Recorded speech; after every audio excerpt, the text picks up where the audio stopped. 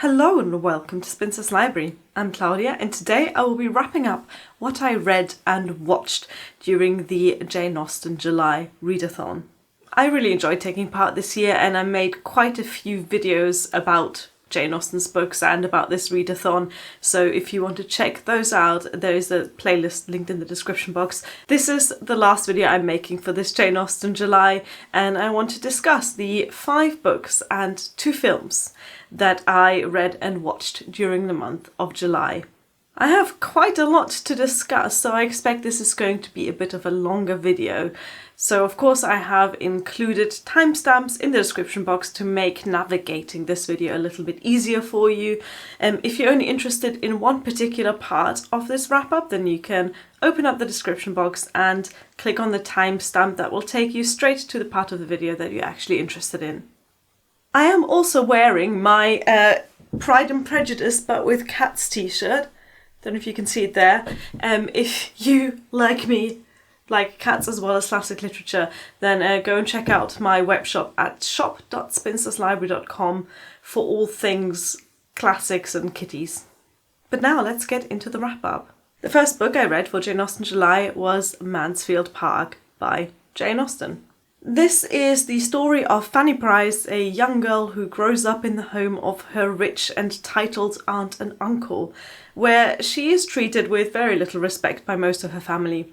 And yet her life at Mansfield Park is pretty unexceptional until the arrival of Miss and Mr. Crawford, a pair of siblings who throw Fanny's life into chaos in different ways throughout the book. This was a reread for me, and I picked this book specifically because I hated it the first time I read it. And that sounds like a pretty strong word, but it's true. I remember the feeling of disappointment and almost betrayal that I felt when I read this for the first time, because it seemed so different from Jane Austen's other work. So this year I decided to give Mansfield Park a second chance. I picked up the exact same copy I read that fateful first time, read it, and I even vlogged the entire process. So if you want to hear my real-time chapter by chapter reaction to this book, you can check out that video as well. But the summary of my feelings for Mansfield Park after a reread is that I didn't hate it this time. This reread was really useful because it made me realise why I find it so hard to love this book, and what sets it apart from other Jane Austen novels, in my opinion. The main difficulty for me was not the story itself, not necessarily the characters, but rather the perspective.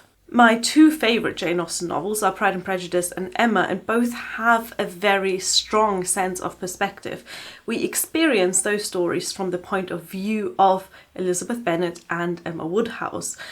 The main characters in those 2 novels are so present in almost every scene, they feel like people to me. Mansfield Park is much more detached from its main character Fanny Price, to the point where there are many scenes in which she isn't even present. When she is present, she is quiet, but not just quiet in terms of dialogue and that she doesn't say much, but often her internal monologue is completely absent too. There are some scenes in this book that are essentially narrated from the point of view of minor characters, Maria Bertram, Julia Bertram, Mrs. Norris even. And in those scenes, even if Fanny is present, we don't get that insight into her head that we do with Emma or Elizabeth or Eleanor Dashwood. And because the narrative of Mansfield Park is so detached from its main character, I find it hard to sympathise with her. I still don't like Fanny Price, but this reread has made me realise that it's the way she was written that I don't like, rather than the characterisation of her or her personality. And this to me is the main issue with Mansfield Park and the reason I couldn't fall in love with the book even on my second read. However, before this gets too negative, let me tell you which aspects of the book I was charmed by on my reread. The plot, for example. I remember thinking that the actual story of Mansfield Park is boring and nothing happens. But on my reread I realised that this is one of the more action-packed of Austen's novels. More happens in this book than in, say, Emma or Northanger Abbey. There is quite a lot of drama going on in this novel, most of it caused, of course, by the Crawford siblings. There is travel involved, and we get to see a part of society which Austen doesn't normally show us in her novels when we go to visit Fanny's family in Portsmouth. We even get scandal, more scandalous than in other Austen novels. No spoilers here, but if you've read it, you know what I mean. We get engagements, marriages, breakups, we get familial conflict, we get illnesses and injuries, we get road trips and balls. This is a big book, and quite a lot happens in it. The plot of the novel is certainly not as bland as I remembered from my first read. My second complaint during my first read was the characters. I remember the characters as dull, boring, and two-dimensional, and they're really not. We have many of the classic Austen archetypes here. The overbearing matron, beautifully played by Mrs. Norris. One of the funniest iterations of that trope, in my opinion. We get the dashing rake, dangerous and handsome, and again, Henry Crawford is a really interesting twist on that character archetype. We get the mean girl, Mary Crawford, possibly the most nuanced and complex version of this trope in all of Austen's novels. The characters in Mansfield Park feel real and three-dimensional and interesting. Austen has this skill for creating very distinctive personalities with just a few lines. The characters on the fringes of this story are vivid and unique. Think of Lady Bertram, for example, or Dr. Grant or Mr. Price. The big letdown for me, unfortunately, is Fanny Price. I still just don't get her. I find her frustrating and just not enjoyable to read about. And I know that many people really like her as a character, and everyone's tastes are different, but she was just not for me. Edmund Bertram, on the other hand, is a thoroughly unlikable person, but his characterization is done well. He makes sense as a person. Fanny is an enigma, but not one that I want to solve particularly. Again, this is all subjective, of course, but the way Fanny is written did dampen my enjoyment of the novel. All of that put together led to a rereading experience that was surprising in some ways. I enjoyed large parts of the book, but I couldn't fall in love with it.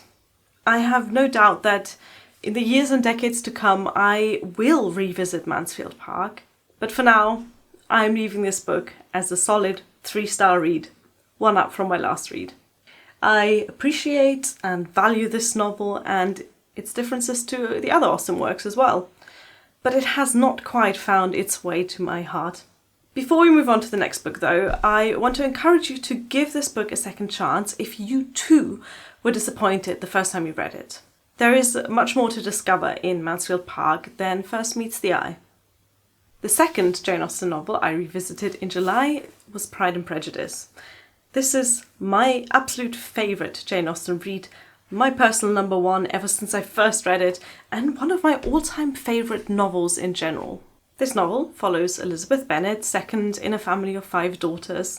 She is dealing with her chaotic and somewhat eccentric family when 2 mysterious but conveniently handsome and rich strangers arrive in the neighbourhood. I'm going to keep this review relatively short because I feel like I've spoken about Pride and Prejudice so many times at this point that there isn't much else I can add to my praise and admiration of the book. It is as close to perfect as a novel can be. The little one-sentence teaser for the plot that I just gave is completely inadequate in describing the complexity of the story, the many twists and turns of the plot, the exquisitely crafted characters, and their idiosyncrasies and motivations. Characters in Pride and Prejudice are just so good and unique and funny and interesting to read about. The plot is so special because the tension and problems that need to be overcome are so deeply grounded in the period that this book was written in. Elizabeth and her sisters need to find husbands desperately so they don't become homeless. This is not a 21st century problem. And yet, despite writing for an audience from her own time, Jane Austen manages to communicate these period-specific contexts in a way that makes perfect sense to a 21st century reader. Every time I read this book, I discover more little details, more jokes, more beautifully written sentences, more texture and colour in the narrative. This time, I read the book with particular attention to the way that music is used in the story. I did a whole separate video just about that, linked below of course. Next time I might try and pay attention to the way fashion is discussed, or food, or travel. This is such a rich book and forever 5 stars for me. The next book I read was a non-fiction work that I'm sure you have seen recommended left, right and centre this July, and that is What Matters in Jane Austen by John Mullan. First off, I want to mention that I listened to the audiobook of this, which I would not recommend since it sounds like it's being narrated by an actual robot. But other than that, it was a rather interesting read. This book is about the details in Jane Austen, and the author picks certain topics such as death, or first names, or bedrooms, and then dedicates one chapter each to 20 of such topics. The topics he discussed I thought were interesting, some more so than others. Some of the details he analysed were things that I myself had picked up on in the novels, and some were completely new to me. There were some gaps and some oversight in some of the chapters, and some things that I wish he had dedicated a chapter to but didn't. Still waiting on part 2 of that book. Overall though, this is a really fun non-fiction read for those of you who have read all of Austen's novels. Definitely not one for the newbies since he doesn't hold back with the spoilers. But if you have read all of Austen's novels at least once, you will find this an interesting non-fiction book to read, and it will make you pay more attention to some aspects of the book that you may not have noticed previously. This book combines literary analysis with historical background, which is a great approach for understanding the different parts of Austen's work, and he sometimes even refers to other writers in Jane Austen's time for comparison and context. I often find reading non-fiction quite difficult, maybe because I read so much of it for my studies, and so I'm not drawn to books like this one in my spare time. But this one was entertaining and straightforward and really held my attention despite the robotic narrator of the audiobook. I gave it 4 stars and would recommend it for any Jane Austen fan who has completed reading her novels. The next book I read was Aisha at Last by Uzma Jalaluddin, and this is the first modern Jane Austen retelling that I've read since Bridget Jones's Diary many years ago.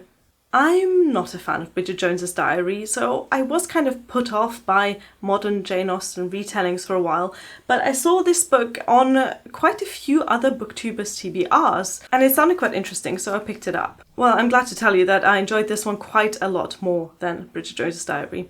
It's a relatively new release from 2018, and it is inspired by Pride and Prejudice. We follow a group of mostly Indian Muslim characters in modern-day Canada. The main character, Ayesha, this book's Lizzie Bennet, has just started a new job as a supply teacher at a high school, even though her true passion is slam poetry. Khalid, this book's Mr. Darcy, is trying to navigate his overbearing mother, as well as a horrible new boss at the IT company that he works for. And Ayesha's rich young cousin Hafsa, this book's Lydia Bennet, is desperate to get married and also trying hard to get out of any adult responsibilities in life. Things get set into motion when Ayesha's friend tries to hook her up with Khalid, whom she dislikes from the very first moment. All of the characters get thrown together as they try to put on a convention at their local mosque, and mistakes, meddling, mistaken identities follow until chaos ensues. This was a really fun book, and I enjoyed how Jane Austen's characters got a 21st century makeover. I'm completely unfamiliar with both the Canadian setting and Indian Muslim culture, but I only had to Google once what a double-double is. This book is based on Pride and Prejudice, but reading the book I actually got very strong Shakespeare vibes from it. Not just because the main character's grandfather is a Shakespeare fan and keeps quoting Twelfth Night. The whole mistaken identity aspect, which I don't want to go into further for spoilery reasons, is something the author integrated into the Pride and Prejudice frame narrative really well.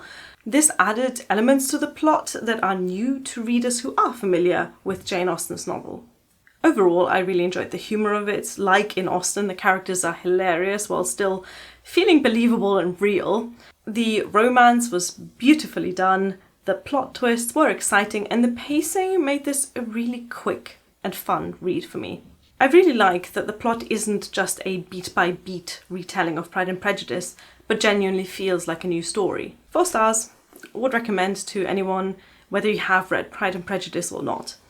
It certainly made me want to pick up some more modern-day adaptation retellings of Jane Austen's novels, so if you have any recommendations for those, write them in the comments down below. The last book I read was this edition of Jane Austen's Letters. This one is a bit tricky to review because, well, it's her letters. There isn't really that much that I can say about them, except that I was surprised by how snarky Jane was, especially in the letters to her sister Cassandra. Every single one of them contains some sort of gossip about other people, and you can really tell how good she was at observing society around her just by these mean little descriptions. This edition does a really good job at explaining a lot of things. The annotations give definitions for archaic terms and contextualize some of the events that are referenced in the letters. There's also a fairly detailed timeline of Jane Austen's life at the beginning, and as someone who hasn't read an Austen biography, this was really helpful. I guess I approached this book as a historian looking at a primary source for early 19th century correspondence, rather than trying to draw connections to her fiction or anything like that. I'm sure this is more enjoyable if you have previously read a biography of Jane Austen and you are more familiar with her life than I am, but overall I am glad I picked this one up for Jane Austen July.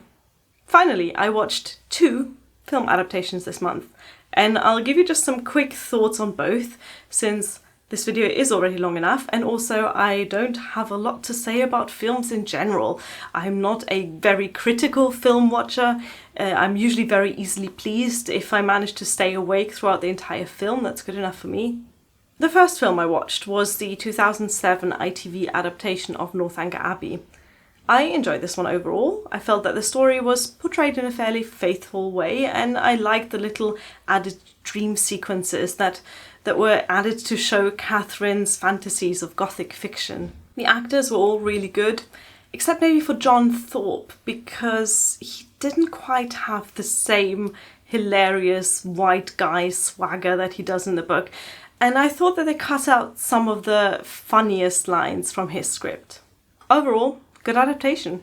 The second film I watched was Pride and Prejudice, which is a modern take on, obviously, Pride and Prejudice from 2004. I'd heard mixed reviews of this one, but I went into it with quite high expectations after seeing that this was directed by Gurinder Chadha, who also directed one of my favourite films ever, Bend It Like Beckham. Pride and Prejudice was hilarious. It's very early 2000s in terms of style, humour and musical numbers, but still very fun and transferring Pride and Prejudice into 2004 India in a really creative way.